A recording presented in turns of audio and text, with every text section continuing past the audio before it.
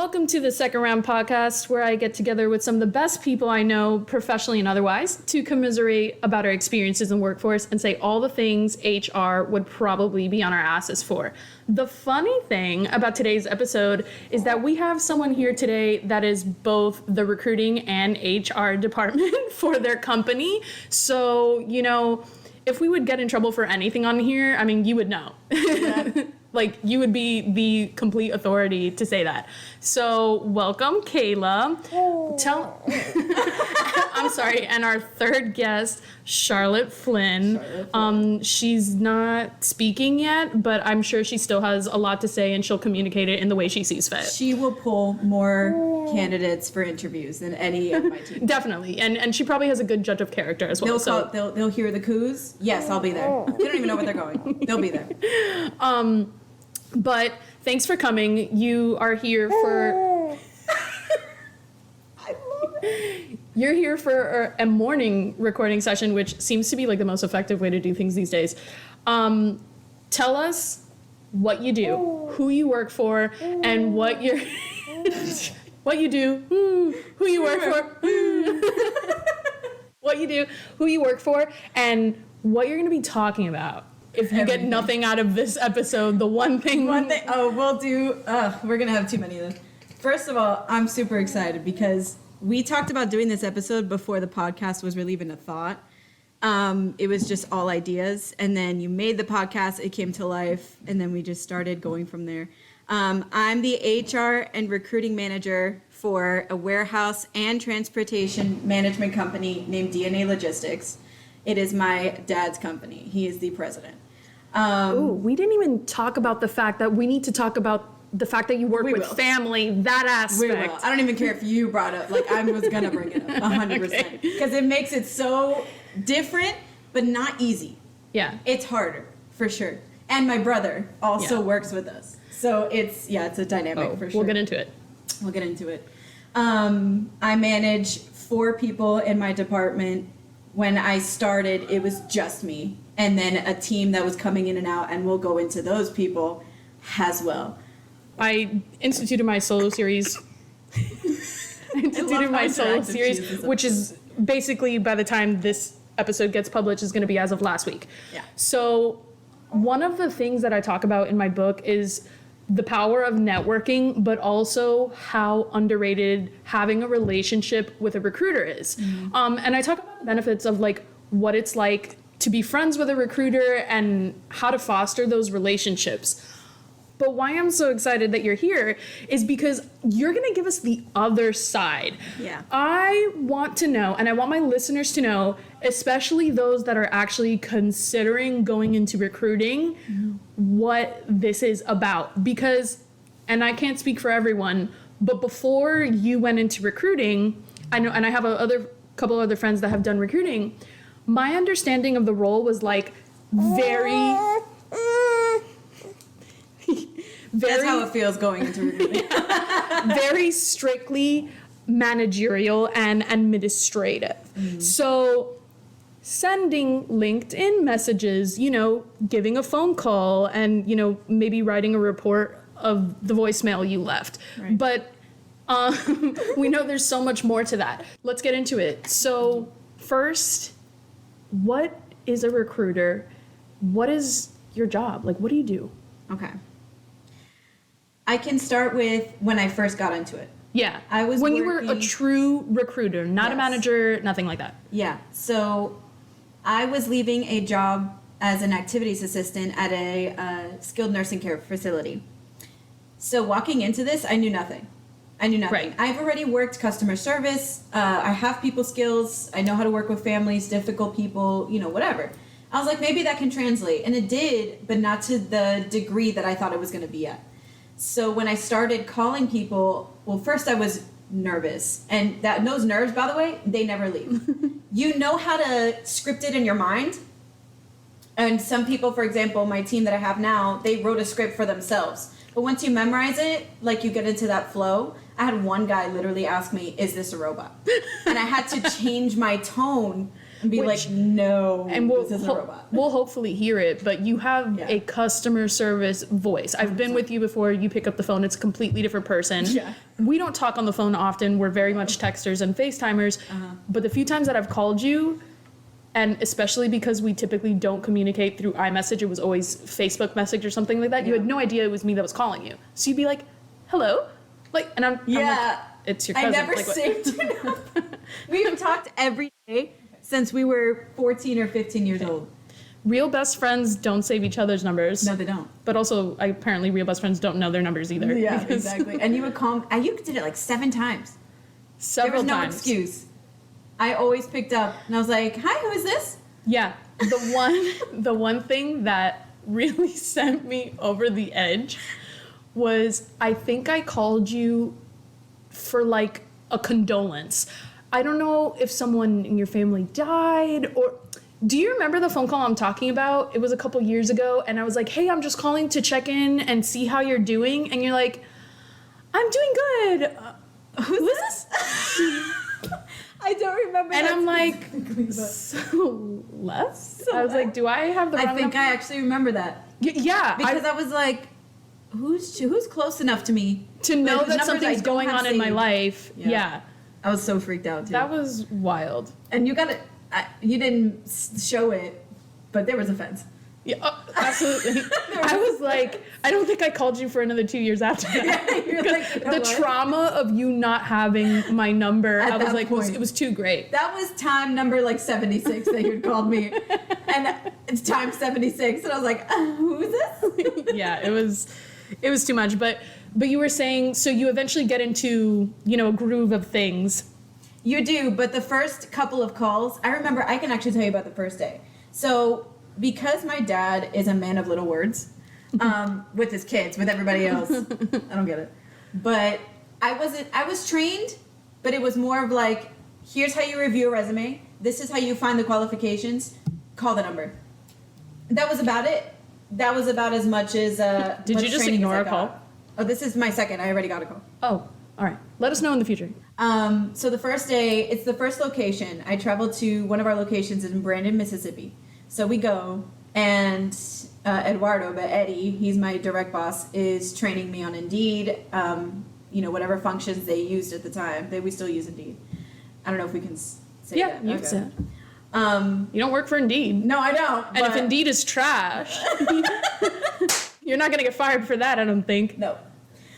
But, yeah, I just went through resumes, and he was like, okay, you can call him. And I was like, what do you mean? He was like... And say what? Just call them. Do you want to take this job? Yeah, schedule them for an interview, and then send them the address. Oh, So- seems simple enough. Seems simple enough, but that's not how I trained my people, because it's so much more specific. Right. Or I'm just complicated, and I taught my team to be the same. But we get results, so I guess it's Hey, that's okay. all that matters. I remember the first few calls, I was tripping all over my words. I didn't know what to say.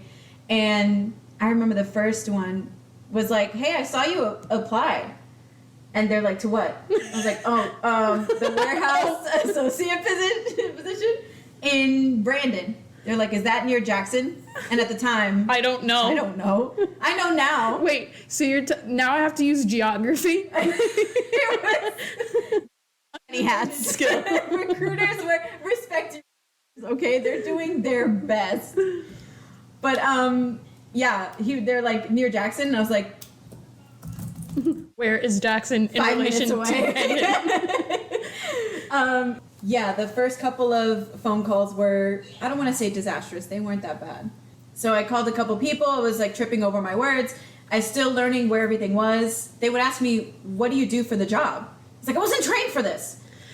Right, they're asking like, okay, what are the job responsibilities, And luckily, I have a brain, right? So I was able to pull up So I was able to pull up the resume, and not the resume, excuse me, the job description that we had posted, reading word for, you got to do this, and blah, blah, blah. This is the qualifications that we need, making it look like I have sense. Yeah. And I know what I'm talking about. I never did. I still, to this day, they have me do interviews on site. I don't know what I'm telling them. And I told Eddie this the other day. I was like, you're making me do interviews? I'm lying to these people. He's like, I'll just make it true. I was like, okay. We are here for a boss that backs up and validates. 100%. Because anyone else would be like, you're crazy. And he's like, okay, whatever you told them, I'll make it happen. Like, they can do it. Yeah. So it's if fine. I tell them, move, just anything, just like push a broom, keep the door open for 8 hours, don't do anything else, that's their new job, according to Eddie. Hey, I mean, okay, I'm here for it. That's fine. So, anyway. But what about, I have several questions. So the first is, I'm first thinking, I'm sure those first calls felt a little, even though they applied, the thing that scares me and why I couldn't be a recruiter is it feels very much like cold calling. Like, they've applied for this job. I'm insecure immediately calling this person because I don't know. I'm scared of what they have to say. No, that's such a good point because you applied, but I feel like I'm interrupting your day. Yeah. Calling you. Yeah. You applied. You looked at, well, nobody reads it. I think they just kind of mass apply. Yeah. So I'm always having to explain what exactly they applied for. Some people, very, very few, are like, oh, I remember the company, I researched it, whatever, very few and far between in like the almost 3 years, 2.5, I don't know how many years, but definitely more than one that I've been doing this. And but for the most part, you're explaining what they applied for, and 9 times out of 10, they forgot. So not only are you now applying to so many recruiting jobs to people that applied, you're now reselling the whole thing. So you don't always, your whole job is not only just figuring out like who applied, you're also seeking out candidates. Tell us about that. Like, where do you find these candidates? What is their interactions with you? Because that's actual like cold reaching out, cold emailing, cold texting. And they are being interrupted, so to speak. Like, so to speak, yeah. Yeah. How do they react? So it depends, one, on the area. So we may or may not get a lot of applications versus a little bit. Okay. And then how many of those are qualified also depends on the area. Okay. And how much we're offering an hour, things like that. So let's say a regular location that gets pretty accurate amount of applications, and then most of them are pretty good. You screen them. So screening the first time is literally reviewing the resume and seeing if it's, by the way, for everyone, update your resume. Update it. If you graduated high school in 1990 and your last job posting was 2016, I'm skipping you. I don't care how qualified you are. Why is it so cool, quote unquote, to not update your resume? You know what I think it is? I think there's also this, it's not a misconception because I do believe people cared about it at one point in time. They did, yeah. But the need to have your resume under a page.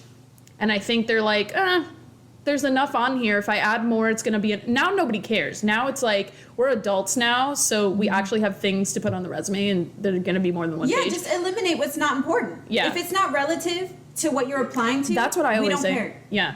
If you want a warehouse associate position, let's say, and you worked at Subway and McDonald's, and you worked at Petco and whatever, and you worked at a warehouse, eliminate the rest. Maybe add like one other one that's so recent. we can, so we know that you have application history or employee history. And then when we do the screening, then you can tell us about, oh, I used to do way back then, but I didn't want to put it all. So you can tell us and talk to us, but update to the most recent year, because then it looks like you haven't worked in 3, 4, 5 years. Yeah. So what is, oh, well, yeah, I've been working, I just didn't update it. So you're lazy. But it's real. You want a job, but you can't even update the resume? How much do you want this? Which is your first interaction with the hiring people. Like, your resume is the first thing, and the fact that it's not up to par is definitely a red flag.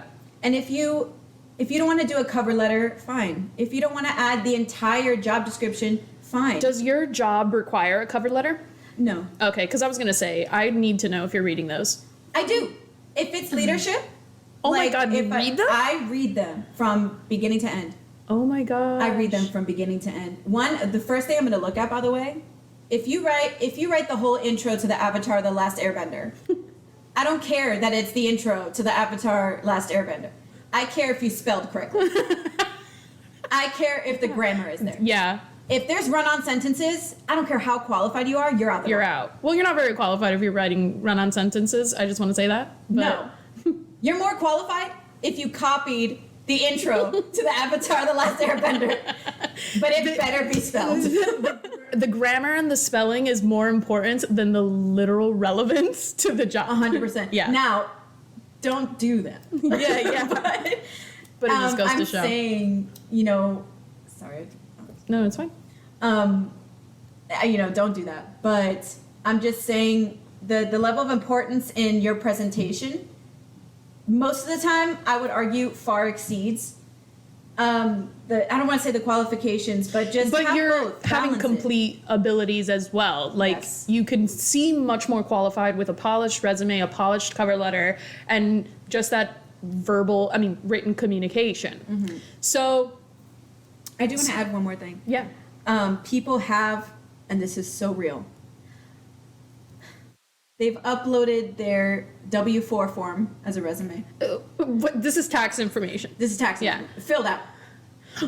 Doesn't that have it's their social on Don't it? do that. Yeah. Uploaded their filled I feel out like W-4 this is a forms. great pre-screening. Like, if you don't know how to do that, then that's it. I don't need to look at anything or else. your identity is stolen. Don't do that. I think people have uploaded their citizenship papers. People have Their mortgage agreement. People uploaded their divorce a papers. advanced auto parts invoice. I'm like, you're paying way too much money for fixing the light fixture, by the way. That's not my business. Maybe this is why you're applying for a job. Pay off that bill you just paid. That was out of line. Okay, maybe this is just like how I apply to a job. But like when I'm applying to a job, the only thing in my mind is the job. So like, Yeah. where is the opportunity to incorrectly attach something? It's so But it common. happens. More than you And know. then, okay, so what does it look like when you reach out to that person and you're like, I don't. okay, so you do not reach out to them again. So you're just like, okay, no. No, you show if me. someone steals their identity, it's their fault. Yeah, totally. I mean, because that's in the I'm so system sorry now. For you. Yeah. Your life is hard. Just for that. It's funny. Okay, so what about the people, and we'll go back to this. Mm-hmm. So you're recruiting for a position. Yeah. And you've got to find people. You don't have as many candidates or qualified candidates as you thought. What does that process look like? Where are you finding them? How are you reaching out to them? And how are they responding? So this is an awesome question. I call this backwoods recruiting. Okay. My team does it a lot because I did it a lot. Okay. Because I couldn't use the excuse I couldn't use the excuse of there's not enough applications. The results need to come. No matter what. No matter what. Yeah. If we don't have a secondary platform, well, you better figure it out. Yeah. You better put a poster. And I feel, like I feel like a lot of recruiters, if I have the authority to say this to any degree, feel the same. You can't say that you don't have a result. You have to have one. The fact that people are not coming in for this job is really nobody's problem but your own. You've got to find a way to fill the position. Right. So what I do is we have trackers and we have notes and we have older postings on Indeed. So I'll go back to all the people I rejected, all the people that I contacted and they didn't initially respond.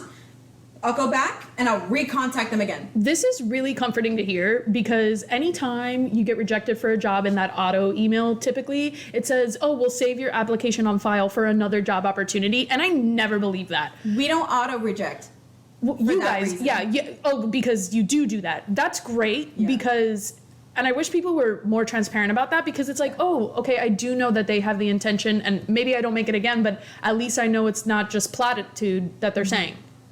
We have way too many positions that are going to open up depending on the seasons too. Peak season, lower season. We have too many spots to fill. Okay. And we're not arrogant. Come if you want to work, come. Because we've had people who have a history that come in. Number 3, by the way. Phone call. Yeah. If you have a background, you're welcome to apply. Don't do stuff where you behave. But I've had people who worked in restaurant be better than people who had warehouse experience for 10 years. So I'm not going to discriminate in that sense.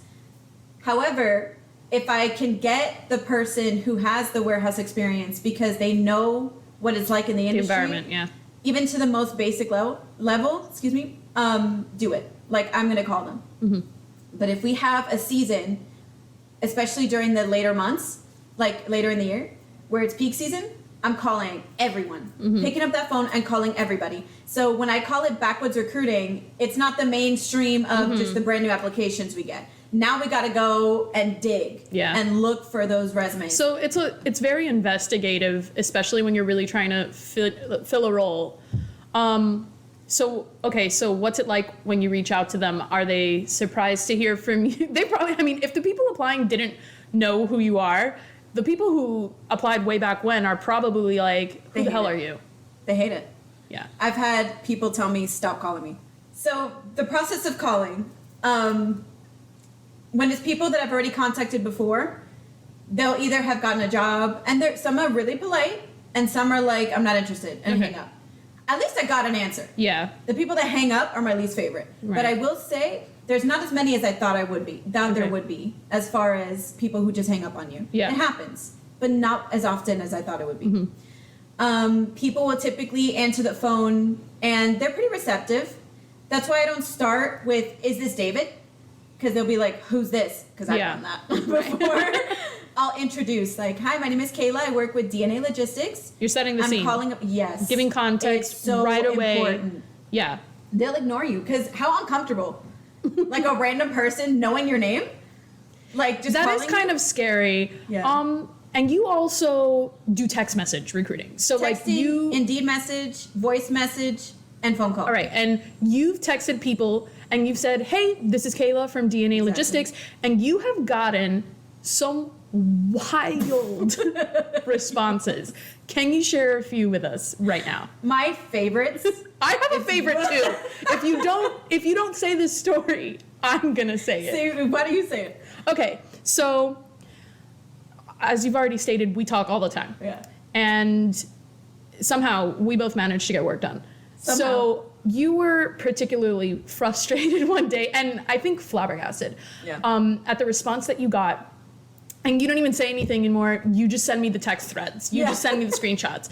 And I love that. Yeah. So you send out your regular text message. You're like, hey, this is Kayla from DNA Logistix. I'm reaching out for the warehouse position. And I wanted to see if you were going to be available, for 3 p.m. tomorrow. Yeah.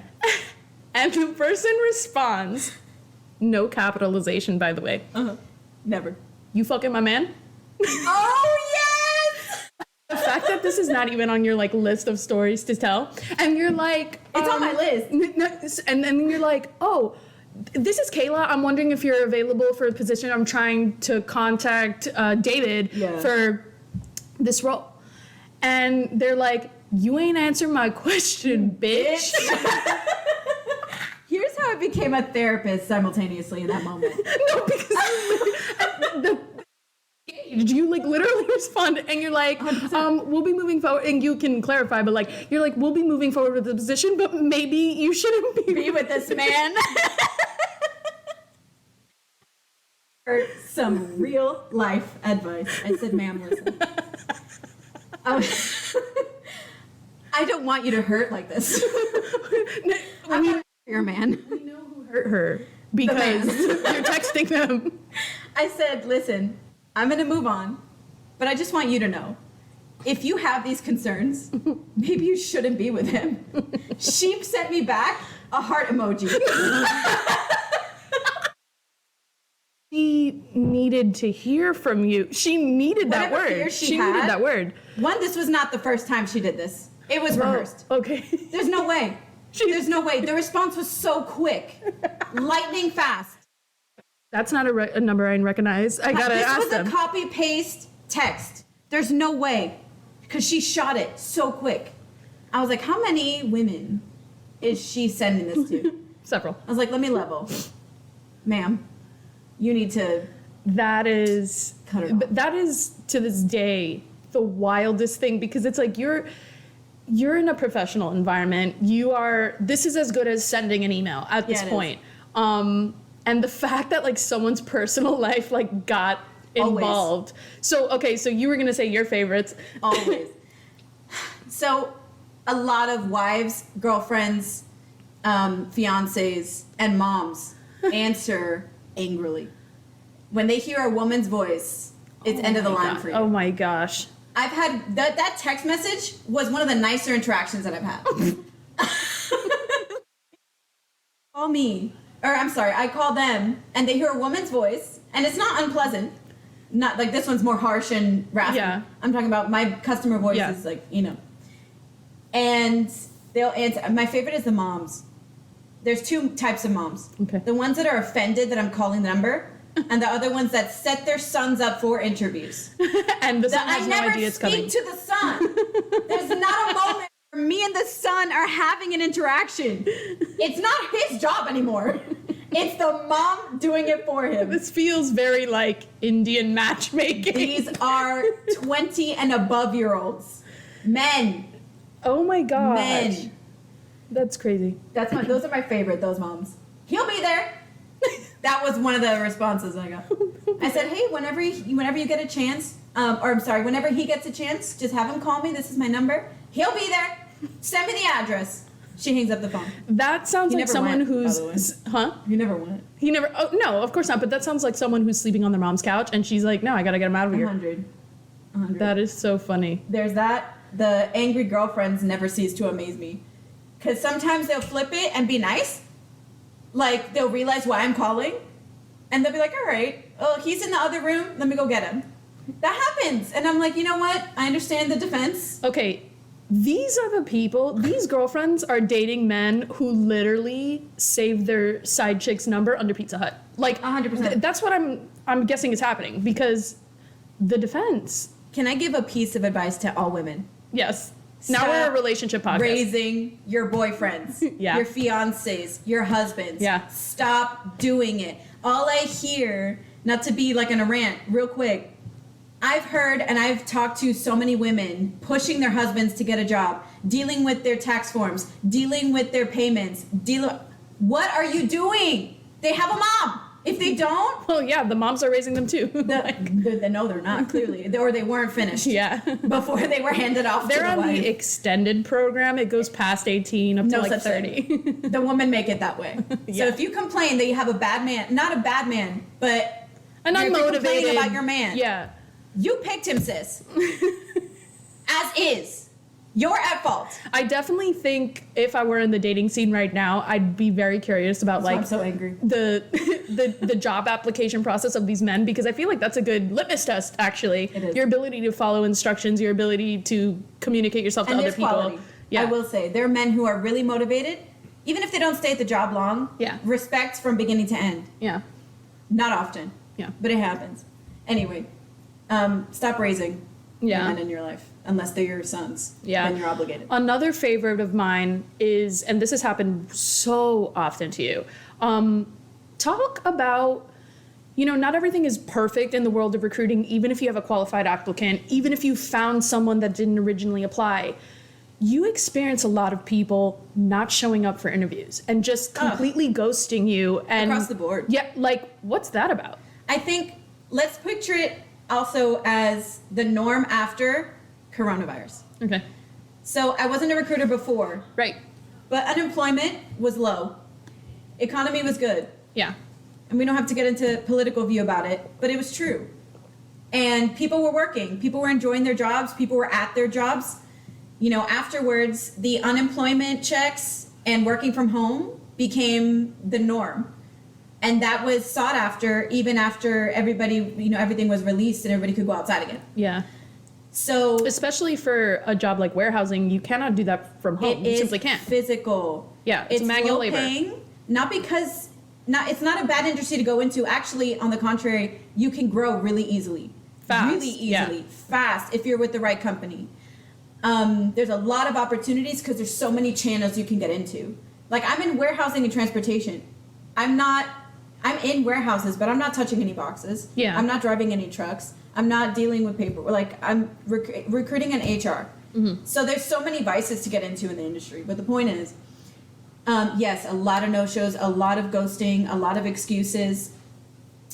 The family emergency excuse to reschedule is the equivalent of I'm 5 minutes away. Like, it has no meaning anymore, which is sad. Yeah. Because there are people, I had one guy literally send me a picture of his mom in a hospital bed, busted, saying, can I reschedule? I hate people. Unwarranted, by the way. There was no hi, he asked after the picture was sent, can I reschedule? Oh, and you've had a lot of people that will, like, pass their interview time, like, interview was at 3, they're texting, like, at 5 p.m. Yeah. No, and they're saying, can't make it, or not interested in the job anymore. Like, what's up with that? So what we do is I'll send reminder messages every morning to everybody that's on our Right. calendar for the day. And you have the whole, however many hours, because I send them pretty early, 7 or 8 in the morning. Most of the interviews don't start until 9 or later. So you have time to tell me, hey, I can't make it. If you want to use family emergency, throw it around.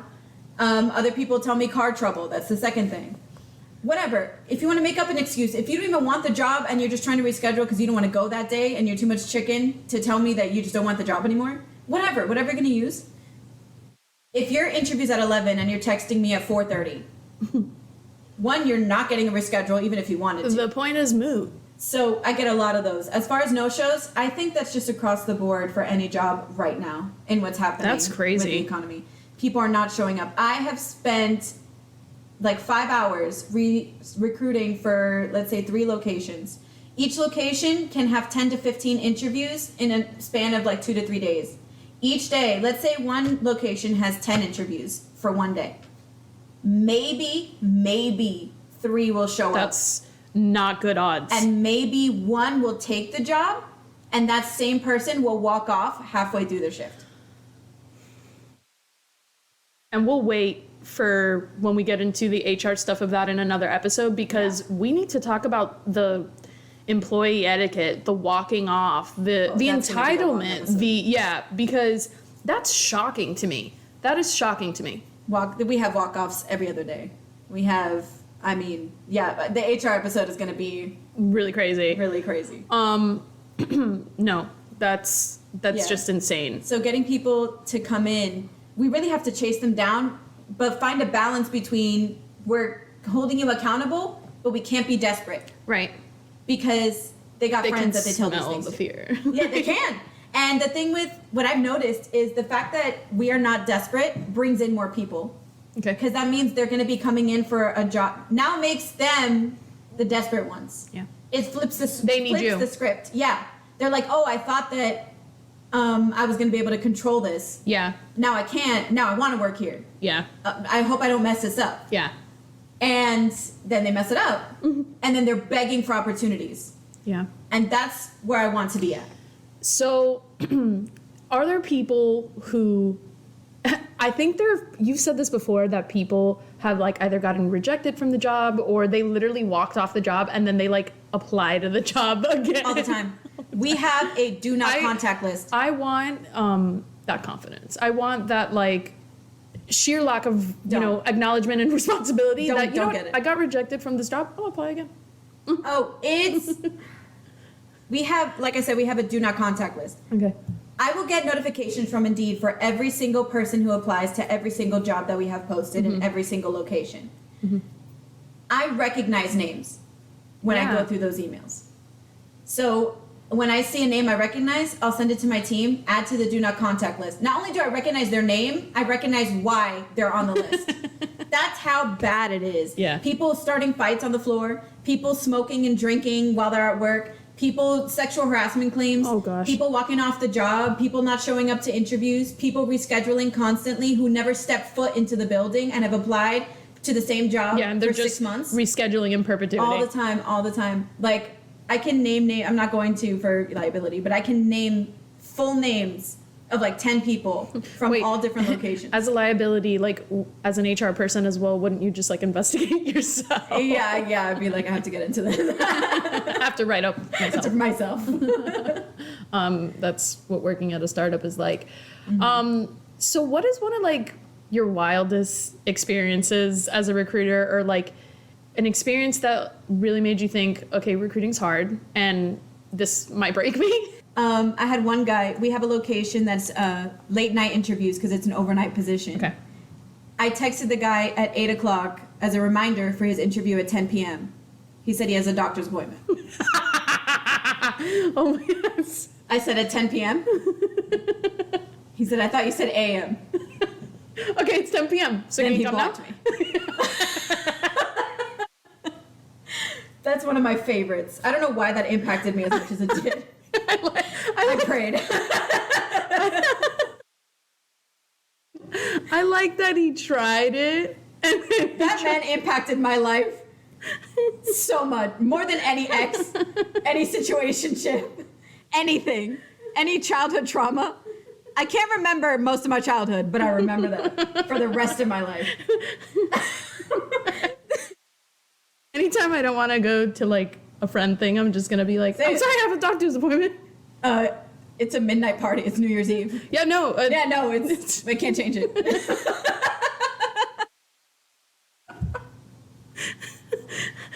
Damn, that's a good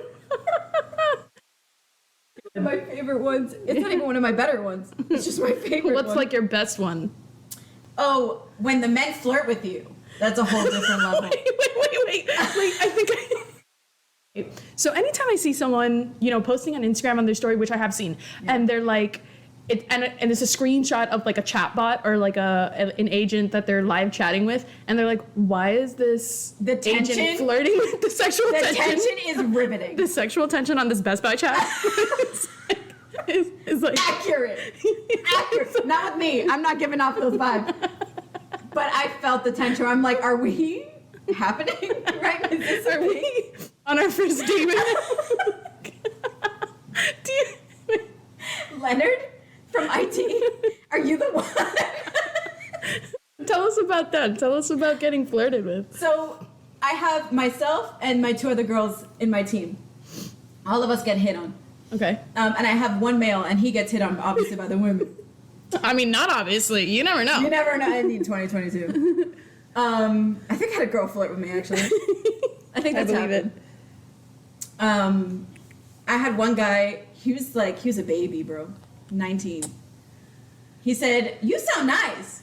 Where are you from?" He rejected the job, by the way. You weren't that nice before then. he even asked me. "Oh, I got a job, but you sound nice. How old are you?" I said, "How old are you?" Like, I'll consider this if you're like above 19. Like, No, I said, "I'm 26 and I don't live anywhere near you." He said, "I can travel." I was like, "With what job?"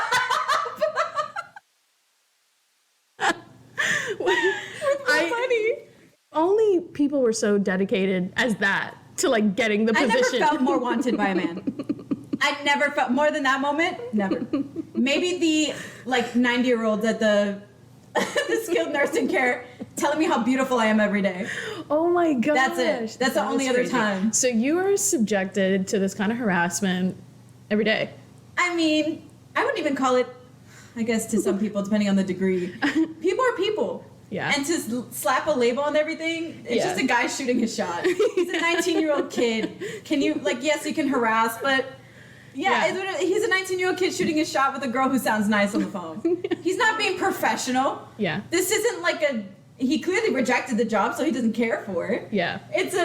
We get a lot of those. I've gotten a couple of those. And the girls too.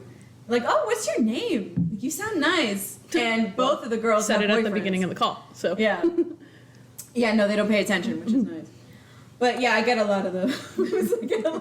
And then even employees telling me when they meet me for the first time, and people who come in for interviews telling me, well, they have looks, and I'm not like a supermodel or anything, but the type of people that apply, we'll leave it at that. Mm-hmm. So they come in and they see either me or one of the girls, and I had one guy actually leave after the interview and text me, "By the way, you're really beautiful." I was like, they didn't want you for the job. like, now how supposed to, tell you that you didn't get this job. Oh, I'll say it. You gotta separate, but it's never not entertaining. And it's definitely a booster. But yeah, that happens. Men flirt with you, and then on the guy's side, his name is Jesse. Women flirt with him too. He hasn't told me too much about it, but he'll be like, "Oh yeah, I recruited some girls, and he had to cancel some because they were being much." Really? Yeah. He was like, "Listen, if you're not interested in the job, I'm not going to ask you to come in." She's like, "Well, can I just come see you then?" That's real. What? That was real. We need to. Can I just come and meet you then? I was gonna say we need to like phone a friend and get Jesse on here, tell us his first account because that is crazy. He's married. He's married. He mentions, "Oh, my wife thinks I'm great too." She's like, "Oh, that's nice. So when can I come?" That's like we were getting Starbucks and we're in the drive-through and Zach's at the front. I'm sitting in the back with the baby. We have tints around the car. Shout out Elise. At Tint World in Sunrise, but he's at the window, and I guess they're like waiting for the drinks, and it's like, let me just be clear, people need to be comfortable with silence in between an interaction that's like a serving situation. Yeah. You do not have to fill the void. Nope. It's weird to me. Yep. So the girl's just like there, and she can't. I hope she couldn't. She couldn't see me behind the window. I don't know if she saw the baby, but she was like, "So, do you speak Spanish?" And like, for anyone who has seen her husband, I was gonna say, for anyone who has seen this Zachary, is only a flirting tactic. He does not look a lick of like he speaks Spanish, and I don't care. And he is not Cameron Diaz Cuban. You know, it's not like that. It's not. No. So he's like, "Oh no, but my wife does." Flex. And she's like, "Oh, she does? So do you know how to say raccoon in Spanish?" Like, okay, Dora. Can you say,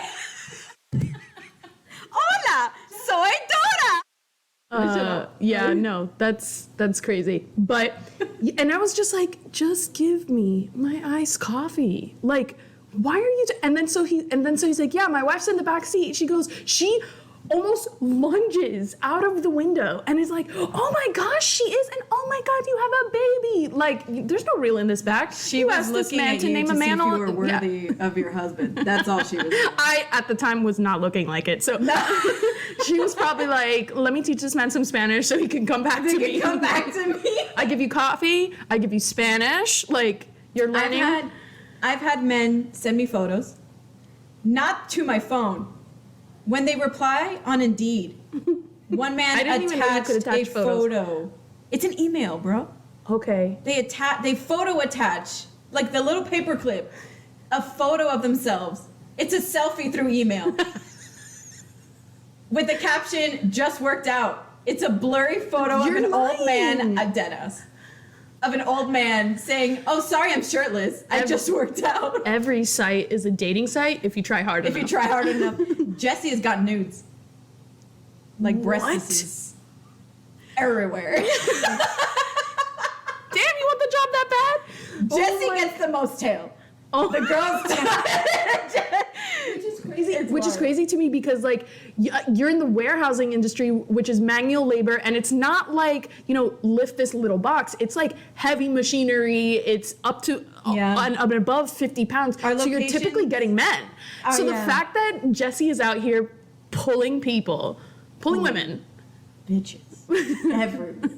No matter. I don't care what you look like. Rainbow. Everywhere. I don't know if any men have hit on him yet. We'll need to follow up because that's what are we pulling? Old men sending photo attachments to Indeed emails.